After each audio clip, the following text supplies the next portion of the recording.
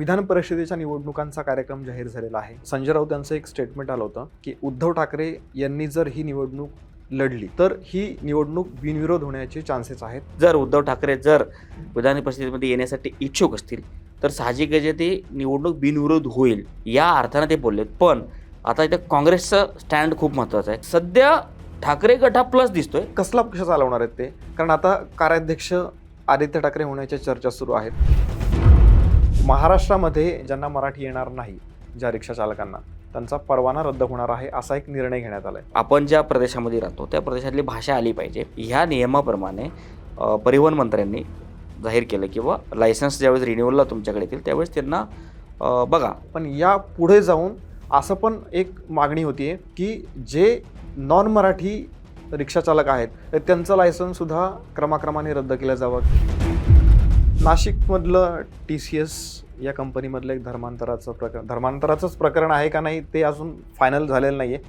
धर्मांतरणाचं racket आहे का नाही हा प्रश्नच नाहीये. जे पीडित आहेत त्या पीडितांच्या कंप्लेंट्समध्ये या सगळ्या गोष्टी आल्या. अमरावतीच्या परतवाड्यामध्ये पण एक असंच प्रकरण घडलेलं आहे. असंच प्रकरण नाही ऍक्च्युली, ते थोडं वेगळं आहे. त्या प्रकरणाकडे एक लैंगिक अत्याचाराचं प्रकरण म्हणून बघण्याच्या ऐवजी आपण धर्माच्या अँगलनी का बघतो? राज ठाकरे यांनी एका जाहीर कार्यक्रमामध्ये अशोक खरातच्या निमित्ताने टीका केली आहे. त्यांचं म्हणणं असं आहे की शेतीला पाणी मिळत नाही पण खरातला पाणी मिळतं. दीपक केसरकर आणि खुद्द एकनाथ शिंदे यांचं सुद्धा याच्यामध्ये नाव होतं. यांच्यावरती कारवाई का होत नाहीये? रुपाली चाकणकरांची तर चौकशी सुद्धा अजून झालेली नाहीये.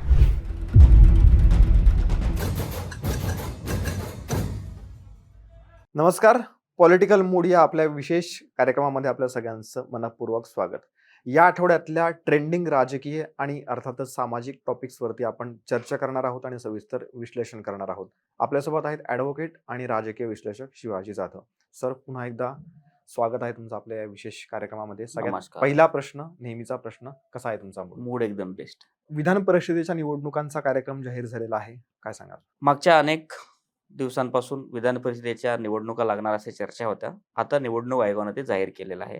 आता एकूण 9 विधान परिषदेच्या जागा रिक्त होणार आहेत 13 मेला. त्यामुळं निवडणूक आयोगाने कार्यक्रम जाहीर केला आणि जवळपास 12 मेला मतदान होणार आहे. 12 मेला संध्याकाळी 5 वाजता त्याचा निकाल लागणार आहे. म्हणजे 13 तारखेपासून नवीन त्या ठिकाणी आमदार येतील.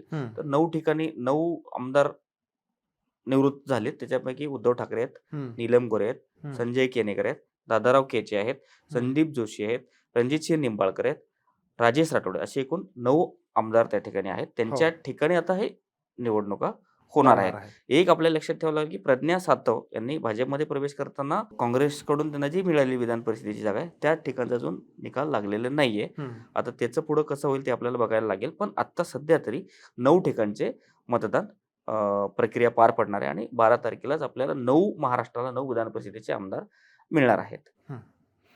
उद्धव ठाकरे निवडणूक लढवतील का, काय वाटतं? कारण संजय राऊत यांचं एक स्टेटमेंट आलं होतं की उद्धव ठाकरे यांनी जर ही निवडणूक लढली किंवा त्यांनी ती लढवली तर ही निवडणूक बिनविरोध होण्याचे चान्सेस आहेत. म्हणजे महाविकास आघाडीला जी एक जागा मिळाली त्या बाबतीतलं त्यांचं हे मत होतं. तर तुम्हाला असं वाटतं का की ते निवडणूक लढवतील म्हणून?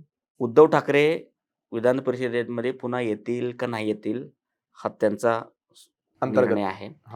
आणि त्यांनी याच्याविषयी अजून कधी बोलून पण दाखवलं नाही की मी येणार आहे किंवा नाही येणार आहे.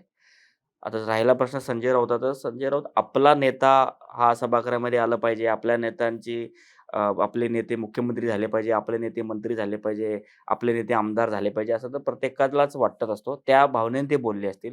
जर उद्धव ठाकरे विधान परिषदेमध्ये येण्यासाठी इच्छुक असतील तर साहजिक आहे ते निवडणूक बिनविरोध होईल या अर्थाने ते बोललेत. पण आता इथे काँग्रेसचं स्टँड खूप महत्त्वाचं आहे. कारण राज्यसभेवर ज्यावेळेस शरद पवार जात होते त्यावेळेस काँग्रेसनी आणि उद्धव ठाकरेंनी शरद पवारांना पाठिंबा दिला होता. पण आता जर काँग्रेसलाही जायचं असेल विधान परिषदेवर तर मग आता उद्धव ठाकरे आणि काँग्रेस यांच्यामध्ये लढत होईल किंवा यांच्यामध्ये त्यांची जी संख्याबळ आहे, काँग्रेसचे 16, राष्ट्रवादी काँग्रेस शरद पवार गटाचे 10, उद्धव ठाकरेचे 20 असे एकूण 46 आमदारांची संख्या आहे. पण एक आमदार निवडून यायला जवळपास 32 ते 33 आमदारांची त्या ठिकाणी मतदान त्यांना लागणार आहे. आता ही 2 आमदार निवडून येण्याची महाविकास आघाडीकडे संख्या नाहीये. एक निवडून येण्याची. एक मध्ये जर आता काँग्रेसने जुळून घेतलं शिवसेनेसोबत, हम्म. तर शिवसेना ठाकरे गटाचा एक आमदार कसंही जाईल. हम्म. पण जो राजकीय अंतर्गत संघर्ष शिवसेना गटामध्ये झाला होता राज्यसभेच्या वेळेस, हम्म. प्रियंका चतुर्वेदीला पुढं न नेल्यामुळे किंवा त्यांची इच्छा होती प्रियंका चतुर्वेदीचं नाव पुढं न केल्यामुळे, किंवा संजय राऊतांनी पत्रकार परिषदांमध्ये येऊनच आम्ही शरद पवारांच्या पाठीशी आहोत वगैरे वगैरे हे जे काही वक्तव्य झाले, ह्या वक्तव्यावरून आत्ता असे काही वक्तव्य होऊ नये जेणेकरून शिवसेनेची जागा जाईल असं ते खबरदारी घेत आहेत. पण आतापर्यंत त्याचे काही आले नाहीत. म्हणून संजय राऊतांनी बॅटिंग आधीच सुरू केली उद्धव ठाकरेसाठी, की बाबा उद्धव ठाकरे जर असतील तर बिनविरोध होणार. बिनविरोध होणार म्हणजे महाविकास आघाडीमधलं संघर्ष उघड पण होणार नाही आणि महाविकास आघाडीमधली जी काही अंतर्गत सगळे वाद आहेत ते झाकलीमूठ 1.25 लाखाची ते मध्येच राहील. म्हणजे लोकांना कळणार नाही. कारण 2 आमदार तर निवडून येऊ शकत नाही. एक येणार आहे. एक आला तरी उद्धव ठाकरे असले पाहिजे असं त्या ठिकाणी संजय राऊतांचं म्हणणं आहे. पण काँग्रेसनी पण मागच्या अनेक वेळेसपासून बोलून दाखवलं की आम्हाला विधान परिषदेवर पाहिजे किंवा आम्हालाही राज्यसभेवर पाहिजे किंवा आम्ही राष्ट्रीय पक्ष आहोत असे त्यांनी त्यांचे नेते बोलून दाखवलेले आहेत. तसं बघितलं आपण तर उद्धव सेनेपेक्षा फक्त 4च आमदार कमी आहेत काँग्रेस. बरोबर. मग एवढी प्रत्येक वेळेला माघार घेण्याची एवढी खरंच गरज आहे का काँग्रेसला? ना मी सांगितलं ना, फक्त केवळ उद्धव ठाकरे जरी थांबले तरी त्यांना कमीच पडतायत 13-14 आमदार, जवळपास 13 एक आमदार. आणि काँग्रेस जरी थांबला तरी त्याला 17 एक आमदार कमी पडतायत. तर हे दोघं एकत्र येऊन जर प्रयत्न केले तर एक आमदार त्यांचा अतिशय इझी आणि सोप्या पद्धतीने निवडून येऊ शकतो. पण यांनी जर 2 उमेदवार दिले तर त्यांना 32 दोन्ही 65 आमदारांची संख्या लागणार आहे आणि ते एकदम मुश्किल आहे. कारण महायुती आहे, महायुतीकडे बहुमत नसताना, महायुतीकडे संख्या पण नसताना ते त्यांचे खासदारांनी आमदार निवडून आणण्यासाठी परिचित आहेत. आता त्यांच्याकडे जर बहुमत असताना जर त्यांनी त्यांचा विधान परिषद सदस्य निवडून नाही आणला तर मग महायुती थोडी शांत बसणार आहे ना. त्यामुळे एक जागा हे नक्की महाविकास आघाडीच्या वाट्याला येणार आहे. आणि जर या तिन्ही पक्षांनी एकत्र बसून एक उमेदवार कुठलाही जर ठरवला तर निवडणूक बिनविरोध होण्याची दाट शक्यता आहे. नाही, आपण गृहीत एकच धरलेला आहे कारण तसाही त्यांचा एकच निवडून येणार आहे. तर माझा प्रश्न आहे की उद्धव ठाकरे नसतील तर मग कोण असेल असा माझा प्रश्न आहे. नाही बा, उद्धव ठाकरे जर नसतील तर शिवसेनेचा आग्रह हेच राहील की शिवसेनेला ते मिळालं पाहिजे. कारण त्यांचं असं म्हणणं असेल की आम्ही राज्यसभेसाठी शरद पवार गटाला पाठिंबा दिला होता, तर साहजिक आहे शरद पवार गटाचा पाठिंबा आता विधान परिषदेमध्ये ठाकरे गटाला मिळेल. कारण शरद पवार गटाकडे 10 आमदार आहेत. ते 10 आमदार आणि यांचे 20 जवळपास 30 झाले. 1-2 वरचे आमदार जुळवायला ठाकरे गटाला काही अडचण नाहीये. समाजवादी पक्ष आहे किंवा इतर 1-2 पक्ष ते त्यांना मतदान करू शकतात. त्यामुळं सध्या ठाकरे गटा प्लस दिसतोय आपण जर काँग्रेस सोबत त्यांची तुलना केली. कारण ठाकरे गटाने ऑलरेडी शरद पवार गटावरती उपकार केले किंवा शरद पवार गटांना उपकृत केलेत राज्यसभेची उमेदवारी ला पाठिंबा देऊन, बिनविरोध त्यांनी पाठिंबा देऊन. त्यामुळे आता काँग्रेस आणि शिवसेना ठाकरे गटाच्या तुलनेमध्ये बघितलं तर ठाकरे गट आघाडीला आहे. जरी उद्धव ठाकरे असले किंवा नसलेही, उद्धव ठाकरेंनी समजा त्यांना नाही यायचे, समजा विधान परिषदेमध्ये त्यांना जायचं नाही, माझं पिंड नाही, मी पाठीमागत राहून पक्ष वगैरे चालवेन किंवा मग मी मार्गदर्शन करेन, असं जर त्यांना काही जर वाटत असेल तर मग मात्र काँग्रेसला काँग्रेस 16 संख्यावर काय करणार आहे. तुम्ही आता बोलता बोलता उल्लेख केला, मी काँग्रेसचा विषय परत वाटलं विचारतो प्रश्न. पण आता तुम्ही एक विनोद केला बोलता बोलता की मी माझा पक्ष चालवेल असं उद्धव ठाकरे म्हणालेत.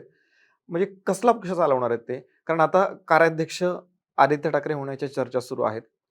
म्हणजे चर्चा सुरू आहेत, त्याला काही माहिती आहे, त्यात किती तथ्य आहे किंवा किती आधार आहे माहीत नाही. कारण ही जेव्हा चर्चा सुरू होती त्यावेळेला आदित्य ठाकरे यांचं स्टेटमेंट आलं की या चर्चा निराधार आहेत. मग त्यांना चाचपणी करायची होती का की कार्याध्यक्षपदी उद्धव ठाकरे आले तर मग काय होणार किंवा काय बदल होतील किंवा काय. आणि पक्ष चालवायचा तुम्ही आता बोललात तर त्यांना पक्ष पण चालवायचा नाहीये, त्यांना काय करायचं हे त्यांनाच माहित नाहीये. नाही बघा, काय असतं की आता मला विधान परिषदेवर जायचं नाही त्यामुळे मी काय करणार, पक्ष चालवणार, पक्षाला मार्गदर्शन करणार. आणि राहिला प्रश्न आदित्य ठाकरे कार्याध्यक्ष होणार काय, तर आदित्य ठाकरे कार्याध्यक्ष होणार म्हणून माध्यमामध्ये बातम्या आले किंवा काही संजय राऊतांनी स्वतःहून पुढे पत्रकार परिषदेत सांगितले, नव्या पिढीकडे जर सूत्र गेलं तर काय अडचण आहे वगैरे वगैरे त्यांनी सांगितलं. किंवा अशाच्या काही बातम्या पण आल्या, अशा अर्थाचे काही रिपोर्ट्स पण झालेत, सूत्रांच्या हवाल्याने झाले किंवा आपण नेत्यांचे पण म्हणणं होतं. पण आता काय प्रत्येक वेळेस मी सांगत असतो, की हा जो एक कुटुंबाचा जो पक्ष असतो ना, त्याची सूत्र कुटुंबातल्याच कोणाकडे तरी एकाकडे जात असतं. हो. बरं, शिवसेना फुटीचं एकमेव हेच कारण होतं, की उद्धव ठाकरे यांची इच्छा होती, की आदित्य ठाकरेंनी पक्ष पुढे न्यावं, आदित्य ठाकरेंनी पक्षाची धुरा सांभाळावी आणि आदित्य ठाकरेंनी सगळ्या पक्षाच्या नेत्यांवरती नियंत्रण ठेवावं आणि तो सगळे निर्णय आदित्य ठाकरे घ्यावं. या निर्णयाला विरोध करूनच त्यांच्यामध्ये गट निर्माण झाला आणि एक सीनियर नेतृत्व म्हणून एकनाथ शिंदे यांच्या नेतृत्वाला मान्य करून इतर आमदार सगळे लोक एकनाथ शिंदे सोबत गेले. आता त्यांच्याकडे काय म्हणू आपण, ते हिंदीत म्हणतात खोने गेले कुछ नहीं है. त्या अर्थानं आता राहिलेत त्यांचे 20 आमदार. त्यातल्या त्यात आता आदित्य ठाकरेला मानतील, नाही मानतील, आदित्य ठाकरेचे नेतृत्व स्वीकारतील, नाही स्वीकारतील, याची ते एक प्रकारचं चाचपणी पण असू शकेल हो. किंवा केलं तर कसं होईल. जसं तेजस्वी यादव आहे, जसं अखिलेश यादव आहे, जसं कौटुंबिक जे पक्ष असतात त्यांचे जे पुढे येणारे वारस असतात किंवा त्यांचे जे राजकीय वारस असतात ते घरातलेच असतात. तसंच आदित्य ठाकरे पण पुढे करेल का असं त्यांनी चाचपणी करून बघितलंय. पण याच्यावरती टीका म्हणून शिंदे गटातील आमदार बोलले, की आदित्य ठाकरे हे कॅपेबल नाहीये, पक्ष सांभाळू शकत नाहीये. संजय शिरसाटाचं असं वक्तव्य आलंय. तर बघूया.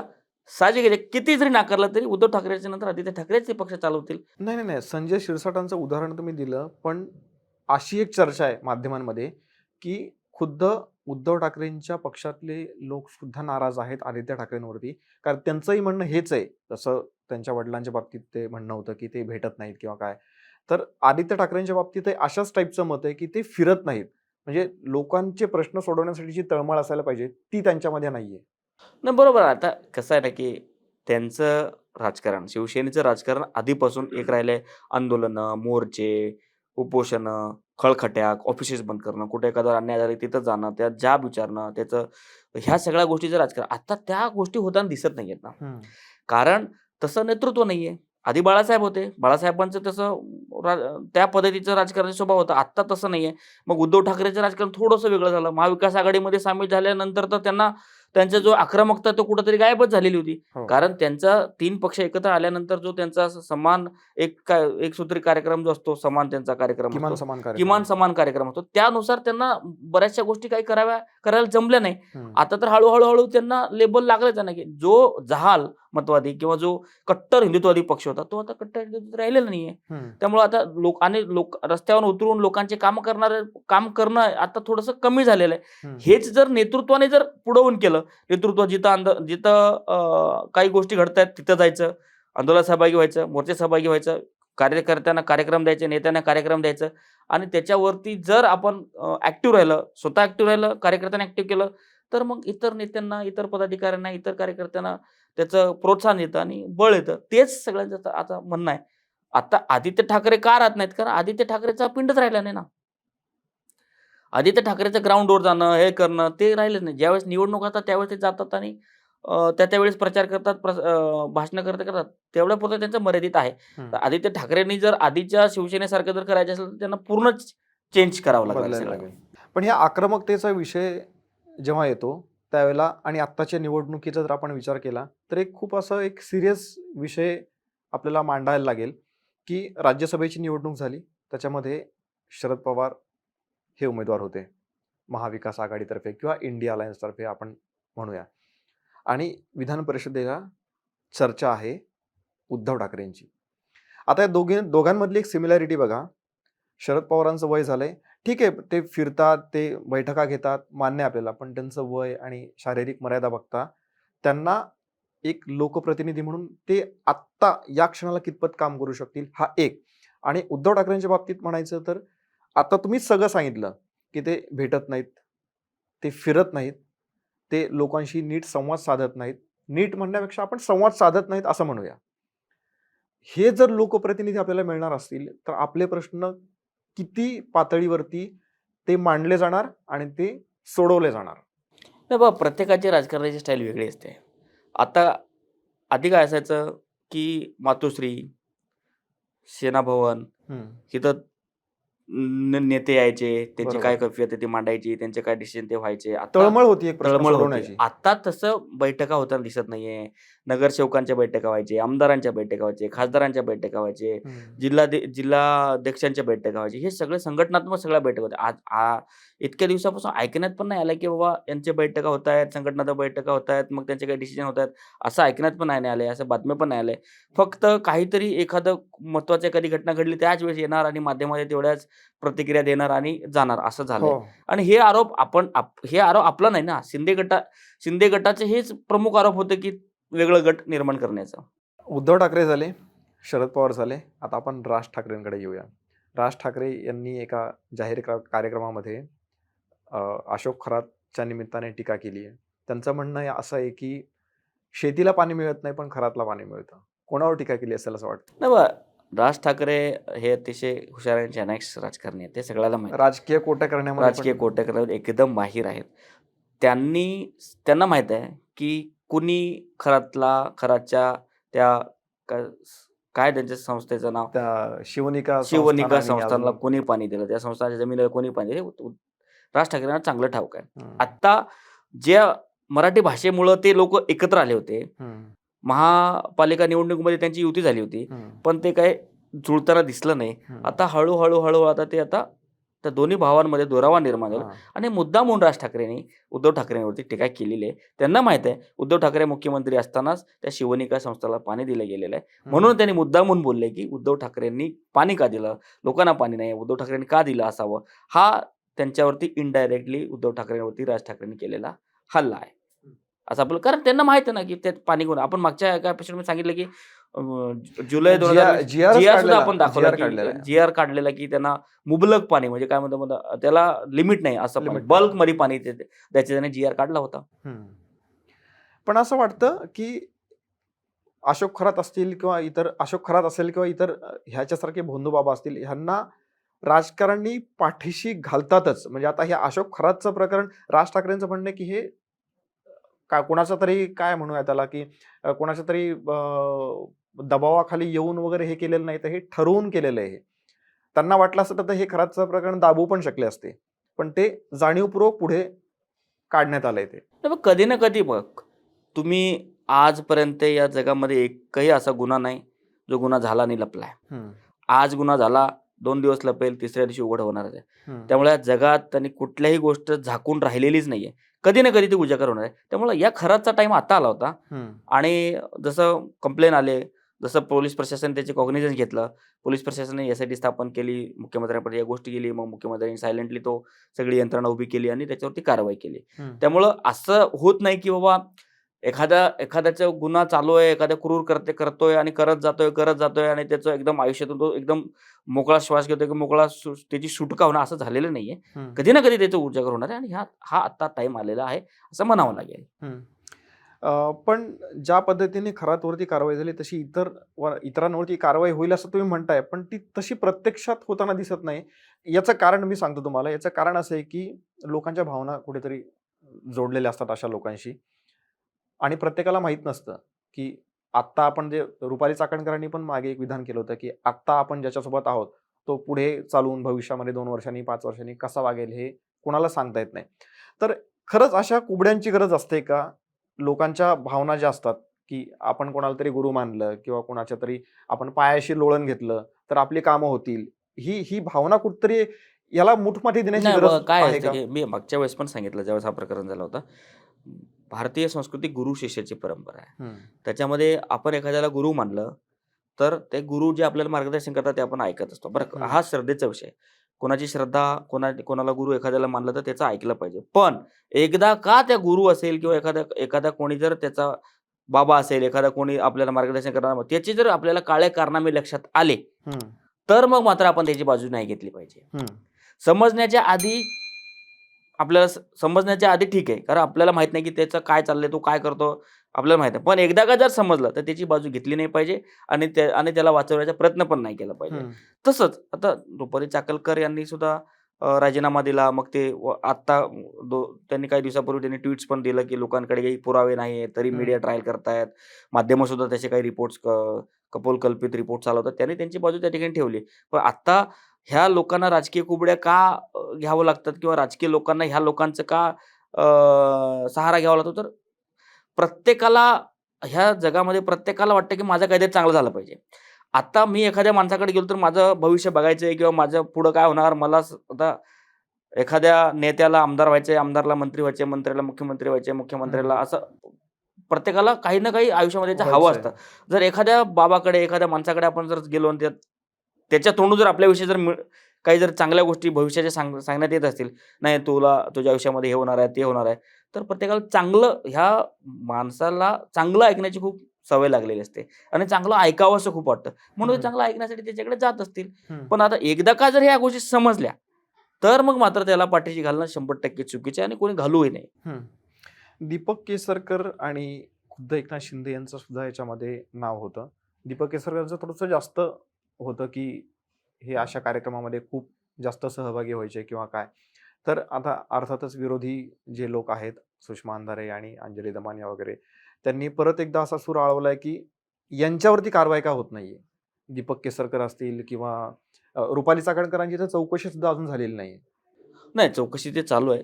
ज्या ज्या पद्धतीने जशी चौकशी व्हायला हवी तशी हां, नाही असं त्यांचं म्हणणं आहे. नाही आता विरोधक तर सुषमा अंधारे तर बोलूच नाही. कारण त्यांच्याच मुख्यमंत्र्यांनी त्या पाणी शिवनिका दिलंय. त्या संस्थेला पाणी दिलं. त्यामुळं विरोधकांचं काम आहे टीका करणं, पोलिसांचं काम आहे चौकशी करणं, कारवाई करणं ते ते सुरूच आहे.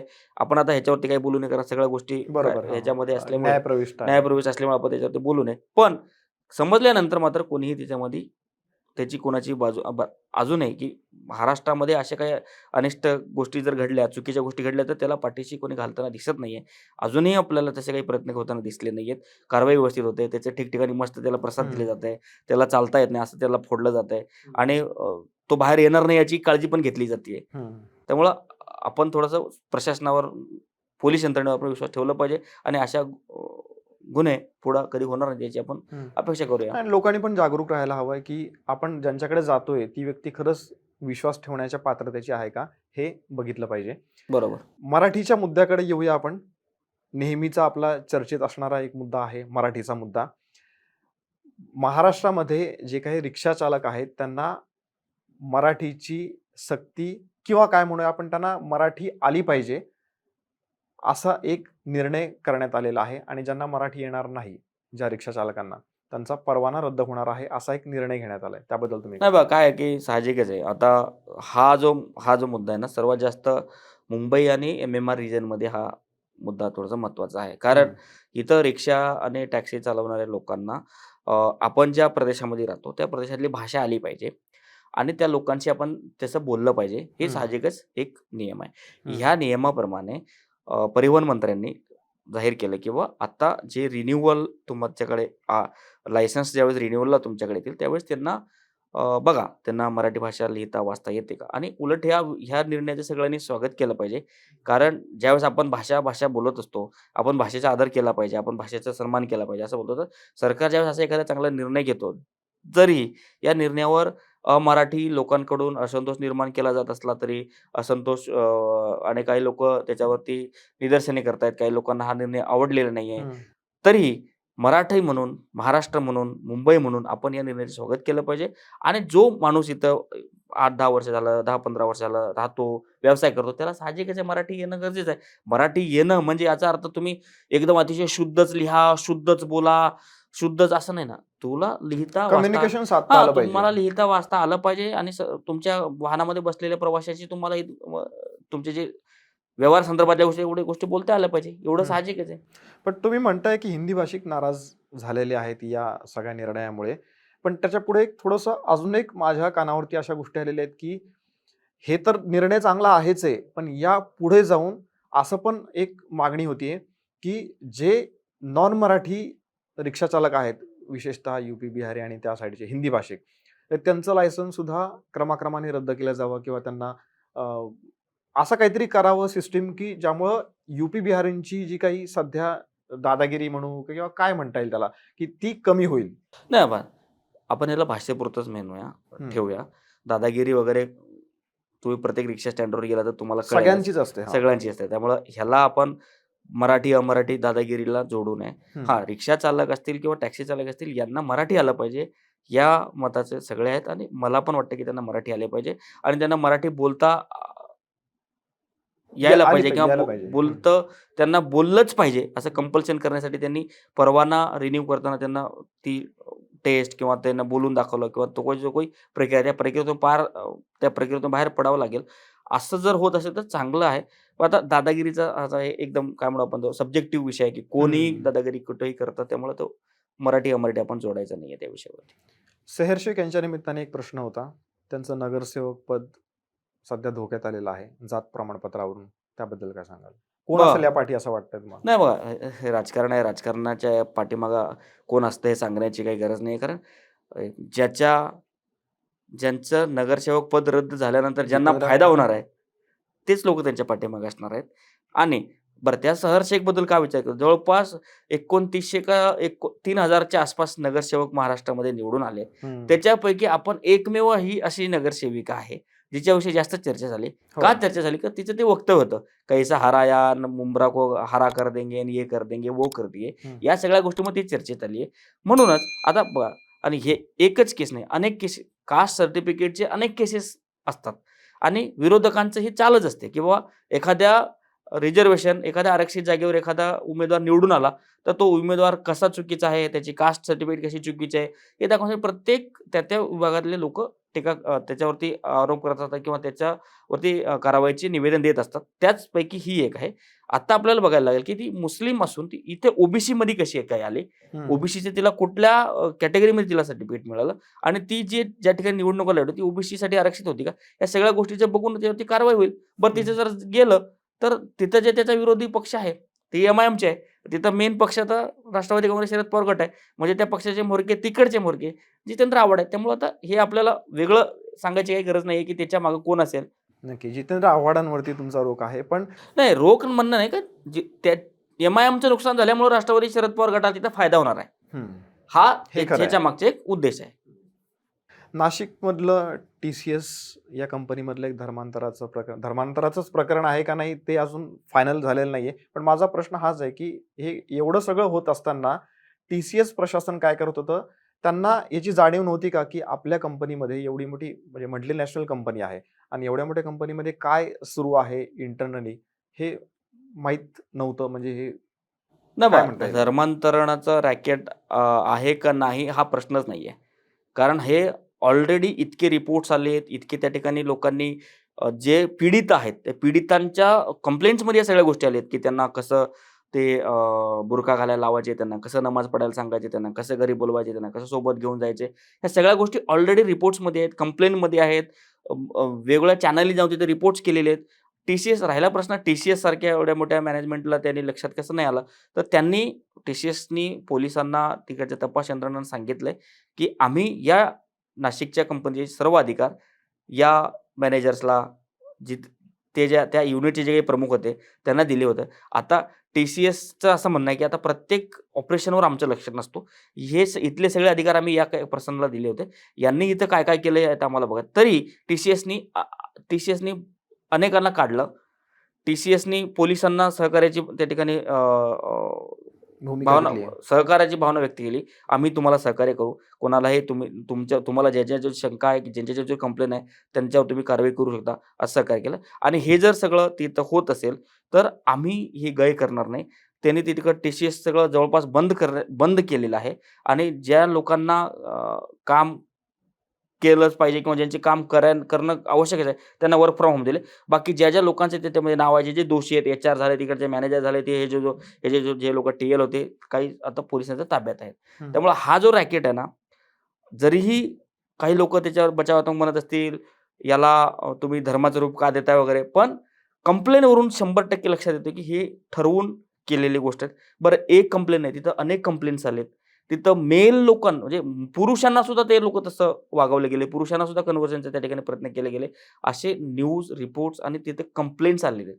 त्यामुळे आहे का नाही हे आपण बघू नये. हां, पण किती मोठा रॅकेट होता, असं प्रत्येक ठिकाणी चालू आहे का? क्लिअर होईल. असं प्रत्येक ठिकाणी चालू आहे का? प्रत्येक कंपनीमध्ये हे सुरू आहे का? TCSच्या प्रत्येक ब्रँचमध्ये सुरू आहे का? हे आज आपण सांगू शकत नाही. पण तिथलं मात्र आता पोलीस तपास करतात. पोलिसाच्या तपासानंतर या सगळ्या गोष्टी बाहेर येतील. मुख्यमंत्र्यांनी सुद्धा याच्यावरती चिंता व्यक्त केली. मुख्यमंत्र्यांनी बोलले, की TCSनी सहकार्य करण्याची भावना व्यक्त केली. TCSच्या सहकार्याने तिथे कठोर कारवाई होतीये आणि हे सगळं जे धागेदोरे आहेत ते आपल्याला तपासले जाईल. त्या कसं आहे ना, एखाद्या कंपनीमध्ये ज्यावेळेस आपण काम करत असतो तर त्या कंपनीचे काही नियम असतात. आता कंपनीमध्ये एखाद्याची चूक झाली तर ती तक्रार घेऊन कुठे जातात? एचआरकडे जातात. ती एचआरच सांगायची. हे काय नवीन नाहीये. हे असं होतं. एचआर सुद्धा मुस्लिम आहे. ज्याच्यावरती तक्रार झाली, ज्याच्या विरोधात तक्रार आहेत, ते सगळे टीएल मुस्लिम आहेत. तिथली एचआर सुद्धा मुस्लिमच आहे. त्यामुळे ह्या लोकांची जी कंप्लेन कोणी तिथं ऐकलंच नाहीये. ज्या वेळेस एखाद्या प्रायव्हेट कंपनीमध्ये ग्रीव्हन्स होतात, एखाद्याचे काही तक्रार होतात, त्या तक्रारीचे निवारण झालं पाहिजे असं बरोबर. आहे.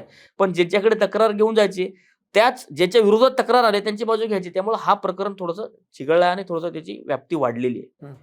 हे ठीक आहे, पण परतवाड्यामध्ये म्हणजे अमरावतीच्या परतवाड्यामध्ये पण एक असंच प्रकरण घडलेलं आहे. असंच प्रकरण नाही ॲक्च्युअली, ते थोडं वेगळं आहे. ते लैंगिक अत्याचाराचं प्रकरण आहे. तर प्रश्न माझा हा आहे, की प्रत्येक जे लैंगिक अत्याचाराचे प्रकरण असतात आणि ज्याच्यामध्ये मुस्लिम हा दोषी असतो, तर त्या प्रकरणाकडे एक लैंगिक अत्याचाराचं प्रकरण म्हणून बघण्याच्या ऐवजी आपण धर्माच्या अँगलनी का बघतो किंवा लव जिहाद या अँगलनी का बघतो? परतवाड्याच्या अँगलनी तुम्हाला नाही प्रश्न बघा कसं आहे, विचारायचा आहे. त्या ज्या मुलाने गुन्हा केलाय हम्म. तो मुस्लिम आहे. तो जो गुन्हा केलाय अतिशय क्रूर केलाय. हम्म. पण गुन्हेगार हा गुन्हेगारच असतो. त्याचा हम्म. धर्म बघितलं नाही गेलं पाहिजे. हम्म. हे जे सगळे लोक म्हणतात ना, पण काय होतं की साहजिकच प्रत्येक अशा इव्हेंटमध्ये मग काही गोष्टी मुस्लिम मुलगाच असल्यामुळे आणि तिकडचे तसं वातावरण असल्यामुळे भरत्याने 1-2 नाही, हम्म. जवळपास अनेक महिलांसोबतचे, अनेक मुलींसोबतचे तसे त्यांनी व्हिडिओ केले. त्यामुळे प्रत्येकाच्या डोक्यामध्ये ती एक प्रकारची काय म्हणू आपण त्याला त्याच्याविषयीचा राग, त्याच्याविषयी असं ते करणं चुकीचं आहे म्हणून सांगतात. तर आता ह्याला मुस्लिमच आहे किंवा हिंदूच आहे असं म्हणणं तर चुकीचंच आहे. पण तरी पण तो आता मुस्लिम आहे म्हणून ते लोक त्याला म्हणतात ना. आता समजा तशी घटना जर एखादा हिंदू केला तर त्याला हिंदू म्हणले असते. तो मुलगा तर मुस्लिम नाही आहे ना, तर तोच तर प्रश्न आहे. माझा प्रश्न हाच आहे, की एखाद्या घटनेमध्ये एखादा मुस्लिम आरोपी सापडला, की लगेच आपल्याकडे असं म्हटलं जातं, की लव जिहाद आहे. तर ह्या प्रवृत्तीबद्दल तुमचं काय मत नाही, आहे? तिथं तो प्रकार लव जिहादचा नाहीच आहे. नाहीच आहे तो लव जिहाद. प्रकार महिला अत्याचाराचाच आहे. लव जिहाद त्याच्याविषयी कोणी बोललेलंच नाहीये. लव जिहादवर त्याच्यावर आलेलंच नाहीये. केस सुद्धा लव जिहादची नाहीच आहे. हम्म. ते अत्याचाराचीच केस आहे. हम्म. त्यामुळे ह्याच्यावरती तो लव जिहादचा प्रकार नाहीये. हम्म. पण लव जिहादचे प्रकार तो नाहीये म्हणजे इतरत्र होत नाहीत असं नाहीये. बरोबर. इतरत्र होतात, सिद्ध झालेत, मान्य, अनेक मान्य. ठिकाणी होतात आणि ते सिद्ध सुद्धा झालेले आहेत. पण हे तुम्ही जे म्हणताय, हे नवनीत राणा यांना किंवा मग अनिल बोंडे यांना कोण सांगणार आहे? वाचाळ सारखे ते अशा पद्धतीने बोलतात, की आता फक्त मुस्लिमांना तुम्ही फक्त त्यांना गोळ्या घालायच्या बाकी राहिल्यात, अशा पद्धतीने त्यांचे वक्तव्य नाही, असतात. पण त्या मुलाने तसा गुन्हा पण केलेला आहे. त्या मुलापुरता आपण बोलूया. त्या मुलाने तसा गुन्हा पण केलेला आहे. त्या त्याने- मुलाने गुन्हा केलेला आहे, पण नवनीत राणांचं काय म्हणणं होतं, की आमच्या मुलींना त्यांनी फसवलं. आमच्या म्हणजे कोणाच्या? तर हिंदूंच्या. पण जे रिपोर्ट समोर आलेले आहेत, ज्या बातम्या समोर येतात, त्यावरून त्यामध्ये मुस्लिम महिला सुद्धा आहेत. हा प्रश्न आहे माझा. तर मुस्लिम महिला सुद्धा आहेत ना, इतर पण महिला आहेत ना. त्यामुळे आमच्या म्हणजे काय, मुस्लिम महिला पण त्यांच्या असू शकत नाही का? अर्थातच हा, असायला म्हणजे पाहिजे. ते पण तसंच म्हणले ना. आमच्या म्हणजे काय, त्यांच्या मतदारसंघामधले, त्यांच्या इथल्या नाही. हे आपला मोठेपणा झाला, की आपण त्यांच्या तोंडी चांगली वाक्य घालतोय. नाही म्हणजे पण ऍक्च्युली त्यांचं वाक्य तसं नव्हतं. त्यांचं म्हणणं असं होतं, की फक्त हिंदूंवरती अत्याचार होतो मुस्लिमांकडून, म्हणजे मुस्लिम तरुणांकडून, आणि बळी पडतात हिंदू मुली आणि मुस्लिम महिला याच्यामध्ये नाहीयेत, असं त्यांचं म्हणणं होतं. या केसला आपण अत्याचाराची घटना म्हणून बघूया. एका मुलाने अनेक मुलींवर अत्याचार केले, बरोबर, आणि अनेक मुलींचे व्हिडिओ सोशल मीडियावर टाकले, त्यांची बदनामी केली, की असं आपण ह्या केसला पकडूया. ह्या केसमध्ये हिंदू मुस्लिम कुठलाही हे नाहीये. याच नवनीत राणा झाले, अनिल बोंडेचे स्टेटमेंट मी ऐकलेलं नाहीये. पण इम्तियाज जलीलनी सुद्धा त्या ठिकाणी सांगितलं, की फक्त 8. अरे फक्त काय, एक असली तरी अत्याचार ना. तू इम्तियाज जलील म्हणतात की फक्त 8 मुलीवर तसं झालं. 2 मुली रिलेशन मध्ये होत्या, 6 मुली त्याच्या फ्रेंड होत्या. अरे हे काय झालं? फ्रेंड झाल्या काय, रिलेशनशिप झाल्या काय, तुम्ही असं करणार, व्हिडिओ करणार त्या गोष्टीची? हे चुकीचंच आहे. त्यामुळं कोण कुणाची कशी बाजू घेतोय हे पण आपल्याला बघायला लागेल. एकीकडे तुम्ही नवनीत राणाचं म्हणतात, एकीकडे इम्तियाज जलील पण म्हणतो ना. एक मुलीवर जरी अत्याचार झाला तर ते अत्याचारच आहे. तुम्ही म्हणता की फक्त 8 फक्त असू शकत नाही. एक जरी असलं तरी ते फक्त असू शकत नाही. प्रत्येक माणूस हा आपापल्या चष्म्याने बघतो प्रत्येक घटनेकडे. पण आपण एक न्यूट्रल आणि आपण एक काय म्हणू आपण तटस्थ भूमिकेने बघितलं तर हा मुलगा जो आहे तो अतिशय क्रूरपणे मुलींवरती अत्याचार विकृत केला, आहे म्हणून. विकृतपणे मुलींवर अत्याचार केला, त्याचा व्हिडिओ केला आणि त्याची बदनामी करण्याचा प्रयत्न केला. हम्म. त्याच्यावरती शासन कारवाई केली, त्याला अटक झाली आणि येणाऱ्या काळामध्ये त्याच्यावरती काय मान्य न्यायालय आदेश देईल तो आपल्याला बघावा लागेल. म्हणणं फक्त एवढंच आहे की कुठल्याही आरोपीकडे धर्माच्या चष्म्यातून बघू नये. तो आरोपी आहे, बस त्याच्यावरती कठोरात पण कठोर कारवाई करावी. आरोप करणाऱ्यांचा आरोपाचा इंटेन्शन काय आहे? हम्म. आता नाशिकचा जो केस आहे त्याच्याकडे तो धर्मांतराचाच केस आहे. मग धर्मांतराची त्याच्याकडे केस. धर्माच्या चष्म्याने बघायचं तर कुठल्या चष्म्याने बघायचं? धर्माच्या चष्म्याने बघायला कारण हवं. तो केसच धर्मांतराची आहे. हम्म. बळजबरी धर्मांतरण, त्यांना लक्षात नसताना धर्मांतरण, त्यांना ब्लॅकमेल करून धर्मांतरण. हम्म. तुम्ही धर्मांतरण केलं तर तुमच्या तुमचे जे टास्क आहे ते टास्क कमी होतील किंवा तुम्हाला प्रमोशन देण्यात येईल किंवा तुम्हाला सॅलरी देण्यात येईल. नाही दिलं तर तुम्हाला सॅलरी नाही देणार. ह्या सगळ्या गोष्टी जर धर्मांतरासाठी जर बोलत असेल तर मग धर्मांतराविषयी बोलणार झाले ना. पण या निमित्ताने अजून एक थोडा एक सिरियस प्रश्न आहे. आता तुम्ही मगाशी सांगितलं की ज्यांच्यावरती हा दबाव आणण्यात आला होता त्यांनी मॅनेजमेंटकडे कंप्लेंट केली, पण मॅनेजमेंट सुद्धा आरोपींच्याच धर्माचे असल्यामुळे किंवा कदाचित त्या विचारसरणीचे असल्यामुळे ते पुढे जाऊ शकलं नाही. बरोबर आहे. तर आता ही कंडिशन TCS मध्ये होती, दुर्दैवाने होती. अशीच कंडिशन जर इतर काही ठिकाणी असेल तर अशा वेळेला एखाद्या पीडितेने किंवा जो माणूस असेल, स्त्री असेल किंवा पुरुष असेल, दोन्ही पण त्यांच्यावरती अशा प्रकारचं प्रेशर येत आहे, तर अशा वेळेला त्यांनी काय केलं पाहिजे? ना आता ह्या सगळ्या केसेस मधून बघून प्रत्येक मोठ्या मोठ्या कंपनीने, मोठ्या मोठ्या ऑर्गनायझेशनने केलं पाहिजे की मॅनेजमेंट जे डिसिजन घेणारे लोक आहेत त्याच्यामध्ये एका धर्माचे लोक नसले पाहिजे, सर्व धर्माचे लोक असले पाहिजे, जेणेकरून एखाद्याची बाजू घेतली तर दुसरा तरी राहील बाबा की निर्णय घ्यायला. अशा गोष्टी आता काहीतरी चेंजेस त्यांनी बरं. महिलांच्या सुरक्षेसाठी अनेक नियम आहेत. मल्टीनॅशनल कंपनीमध्ये, आपल्या प्रायव्हेट कंपन्यांमध्ये महिलांच्या सुरक्षेसाठी अनेक नियम आहेत. त्या नियमाच्या काटेकोरपणे पालन जरी झालं तरी महिलांवर अत्याचार होणार नाहीत. पण तिथं ते जे डिसिजन घेणार होते, जे सगळ्या तक्रारचं निवारण करणार होते, ते तक्रार निवारण करणारेच ज्यांच्या विरोधात तक्रार त्यांच्या बाजूचे होते. त्यामुळे असा प्रकार घडला. प्रत्येक ठिकाणी असं होत नाहीये. होत असेल तर त्याचा तपास आता ह्या प्रकरणातून होईल पुढे चालून. नाही, तरी मी सर्वसामान्यपणे विचारतोय की एखाद्या कंपनीमध्येच असावं असं काही नाहीये. एखादा वेगळ्या धर्माचा असेल पुरुष आणि स्त्री वेगळ्या धर्माची असेल आणि त्यांनी जर प्रेशर आणण्याचा प्रयत्न केला तर अशा वेळेला काय केलं पाहिजे, हा माझा प्रश्न होता. ना अशा वेळेला त्यांनी बाहेर गेलं पाहिजे, ऑर्गनायझेशन बाहेर गेलं पाहिजे. जसं आता ही मागच्या 2-3 वर्षापासून तक्रारी त्यांच्या चालू होत्या. मागच्या 2-3 वर्षामध्ये HR कडे जात होत्या. HR त्याची तक्रार तिथं दाबत होती. HRच्या बाहेर पोलिसांमध्ये जाऊन तक्रार केल्यामुळे जे बाहेर निघाला ना. तर ऑर्गनायझेशनमध्ये, प्रायव्हेटमध्ये एखाद्याला जर तक्रार देऊन जर ऑर्गनायझेशनमध्ये जर त्याच्यावरती हे होत नसेल, त्याचं निवारण होत नसेल तर त्यांनी बाहेर गेलं पाहिजे, पोलिसांना गेले पाहिजे, पोलिसांनी तक्रार दिली पाहिजे. जसं नाशिकच्या त्या प्रकरणामध्ये पोलिसांमध्ये गेल्यामुळेच हा सगळा प्रकार उघडकीस आला. पोलिसांमध्ये गेले, पोलिसांनी अतिशय हुशारीने त्या कॅम्पसमध्ये गेले, महिला गेल्या, तिकडचं सगळं एकंदरीत सगळं बघितलं. पोलिसांना खात्री झाली की हा सगळं रॅकेट आहे, हे सगळं जाणीवपूर्वक होते, हे सगळं सिस्टमॅटिक पद्धतीने होते. त्याच्या सगळं लक्षात आल्यानंतर त्याच्यावरती कारवाई करण्यात आली ना. पोलिसाचं अचानक उगाच एखाद्याच्या तक्रारीवरून लगेच कोणाला उचलत नाही. त्यांना खात्री पटावी लागते, त्यावेळेस ते उचलतात. तसंच नाशिकच्या निमित्ताने असो किंवा परतवाडा असो किंवा इतर जे वेगवेगळ्या घटना आपण रोज पेपरमध्ये वाचतो आणि बघतो, तर खरं तर आपण आपल्यासारख्या सर्वसामान्यांनी जागरूक होण्याची आवश्यकता आहे. म्हणजे असे जे काही गुन्हे आहेत ते घडणार नाहीत आणि गुन्हेगारांचा सुद्धा यामुळे फावणार नाही. आज तुम्ही इथे आलात आणि वेगवेगळ्या विषयावरती सविस्तर आपली मतं व्यक्त केली, त्याबद्दल धन्यवाद. प्रेक्षकांनो, आपल्या आजच्या पॉलिटिकल मूडमध्ये आपण इथेच थांबणार आहोत. पण नेहमीची आठवण, आमचे व्हिडिओ आवडत असतील तर लाईक करा, शेअर करा, चॅनलला सबस्क्राईब करा आणि तुमच्या प्रतिक्रिया आम्हाला नक्की कळवा. या व्हिडिओमध्ये इथेच थांबूयात. जय हिंद, जय महाराष्ट्र.